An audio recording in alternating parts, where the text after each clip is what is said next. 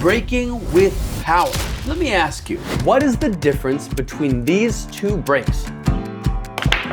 If you said body movement, you would be right. But here's the thing, most of us amateurs are completely wrong about why we see players putting their body into the brake. It's not what you think it is. So I'm gonna shed some light on what is actually happening and why you see so many of the world's best brakers move their body to generate power. And be sure to stick around because at the end, I'm gonna share some practical tips and a way you can practice braking like this. Let's go. A lot of players say they use their body to brake and they use their body to brake harder.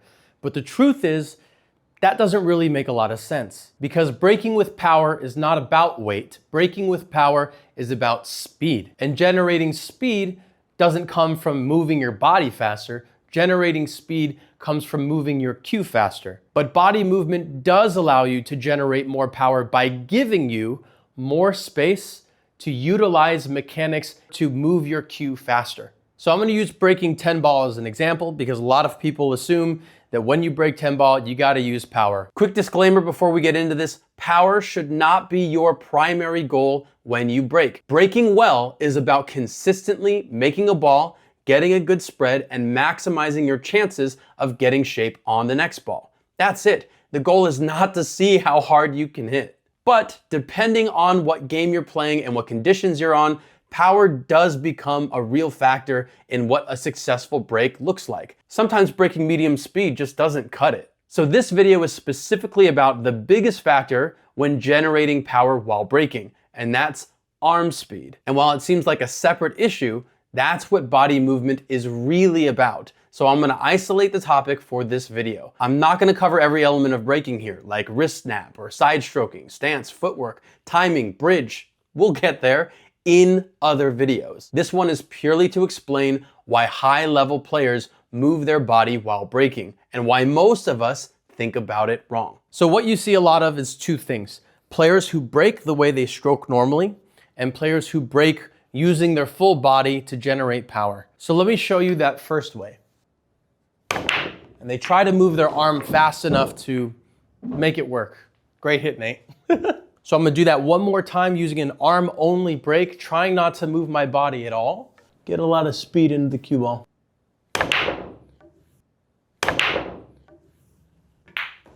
Not the worst. I mean, it was a decent hit, but my arm does not feel good doing that. I could not brake like that over and over. Now, a lot of instructors teach this, and honestly, it's not a bad starting spot. Fewer moving parts, simpler to learn, easier to control early on if you're not pushing your arm speed to the max. And even at the highest levels in pool, it can work. Fedor Gorst is maybe one of the most extreme examples of this. Arm-only piston stroke and somehow generates enough speed to cause mayhem on the rack. I even made a whole video on Fedor's brake. He is a monster. And even though I show how Fedor gets a lot of arm speed while braking, he doesn't actually exclude body movement. And most players that say they have an arm-only brake, they're not saying they don't use better body positioning, they're just saying they don't push their body into the shot, which I agree with you, you don't need to do that. And I think that's where most of us amateurs get confused. Arm-only has a ceiling if you treat it like a normal stroke cranked up in speed. And I want to show you what that ceiling is, at least for me. To show this, I recorded a few brakes with arm only using the Brake Speed app, and this was the typical result. Not the worst, 16.81. That's not a slow brake, but it's really not a super heavy brake. Now I can probably generate more arm speed like this with some slight tweaks and lengthening my bridge and maybe some other things, but this video is more about proof of concept here. When I'm locking my body in place, or at least trying my best to, the maximum speed is not amazing. Now, again, that doesn't mean it's a bad brake. It just means that I'm putting in a lot of effort and getting minimal output. And here's why. Let's start with the good stuff. If you can keep a well-timed swing and a relaxed and natural hit and get a powerful hit doing that, good job, keep it up. But when you restrict body movement to keep things simple and stable, you are essentially asking for too much effort from just your biceps. It's like driving a car 50 miles an hour, but you're in first gear. Maybe the right car can handle it, but it's not exactly gonna be easy on the gas mileage. You're straining fewer muscle groups to make up all of the speed accounted for in the break. And it's just not sustainable for most of us if we're trying to focus on getting more power into the break. Take a look at how little space I have to move here. I even end up moving my shoulder in and upwards towards my head to create the space enough to continue cueing where I need to strike the cue ball well here. It's just really awkward movement. It's not very efficient. Keep in mind, I do know that I raised my head here a little bit. Otherwise, I would have punched myself in the face. It is not very easy to generate power this way. Number one, because there's just not enough space here to generate efficient movement. Take a look at my hips. I am not the biggest guy. I'm like 5'7", right? Guys like me who are short in stature are not naturally powerful breakers. We don't have a lot of leverage in our arms. If my hips were instead up in space here, my shoulder was up here, it would be much easier for me to generate that power. I could have a much longer leverage down into the table. Now, I personally believe that that is one of the main reasons why some of the best breakers in the world, Shane, Tyler, Fedor, Kachi, they're all over 6 feet tall, some of them much taller, which is why guys like Kachi and Fedor can really handle an arm-only break. But for most of us humans and non-monsters, it's much, much more difficult to generate power in this way. So let's clarify what people are actually talking about when they say they use their body to break harder. It is not that you are throwing your body into the cue ball. That doesn't work the way you think it does. Generating a lot of, kinetic linkage through their body from the ground forwards. Maybe that helps them get a little bit more speed, but honestly, the majority of the speed still comes from how fast you move the cue, not from how much you move your body forwards. So let's use this example. If you get hit by a car moving 1 mile an hour, it's just gonna push you. It's not really gonna hurt. It's not gonna do a lot of damage. You get shot by a bullet traveling 1,500 feet per second. It's a lot smaller, has a lot less mass, but a lot more kinetic energy. That's the idea you want to transfer into breaking. You want to move the cue with speed. So the reason people say they break with their body is not because of the extra mass behind the cue ball, but because of what mechanics now are allowed to open up because of the extra space by moving your body. Now, everyone's stance and everyone's height and everyone's proportions are different. So for me, I need to stand a little bit closer to the cue ball than other players. And the reason I'm talking about the stance distance here is because that changes how much forward I need to lean in on the table when I'm striking the cue ball. Ideally, I don't want to lean forward when striking the cue ball. And I know it sounds counterintuitive, right? You want to push your energy into the cue ball, but really, that's not how you're gonna get a lot of speed. The reason people generate power by standing up is not because they're leaning forwards, but because they're allowing extra space in this area to allow the cue to naturally swing through. If you're down on the shot, there's not a whole lot of space here to generate speed. My elbow is staying in one place. But as my shoulder raises, suddenly this point in space allows much more movement, allowing me to swing my cue arm down and through. Take note that the cue is actually traveling from a higher place in space downwards into the table. The reason this is important, you guys, is because the quickest path of descent is actually a curved path. This is known as the Perkis-to-Crone curve. If you're talking about a single point of force being exerted on an object, the fastest path of descent is not a straight line, it is actually a curve. It's a very specific curve known as a cycloid. Think about a baseball pitcher. When they are throwing, their arm is fully extended at release, and that centripetal force from that arc and the climax of all of these elements coming together at the release point adds enormous speed to the throw. It's the same principle here. When your body rises, it opens up space for your arm to naturally swing on that arc instead of just pushing your biceps as hard as you can without space. The shoulder gets more range and the arm gets more extension. So let's go ahead and break and we can dissect what's happening in the body afterwards.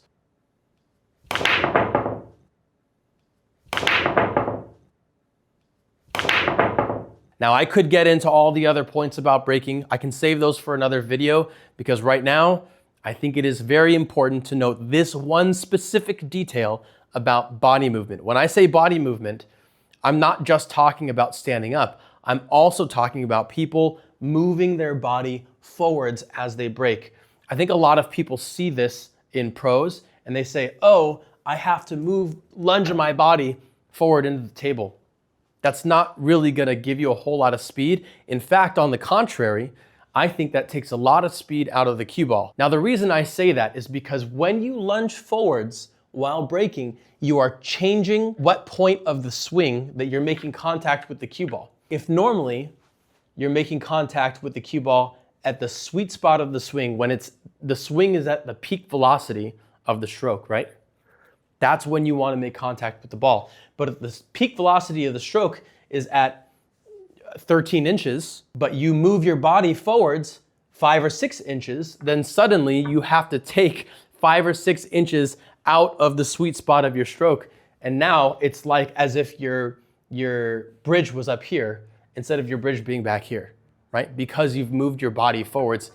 All that timing, all of that buildup and that crescendo into the peak velocity of your swing gets taken out and you end up hitting the cue ball too early in your swing. So watch a lot of pros break. They've changed the timing in their swing to not replicate a normal stroke, to be more front loaded. A lot more speed is going into the front part of the stroke because they need to make up that time in the back part of the stroke that gets taken out by the distance your body is covering towards the cue ball. So this is why when people ask me about breaking with power and they say, oh, you got to throw your body into it, generally speaking, I say yes, but try to keep your head level on the table, on the horizontal plane. You don't want to move your head forwards. You want to keep it on the vertical plane, just going up, because that means that you are allowing more space to move the cue forwards without squashing the distance to the cue ball. Also, take note,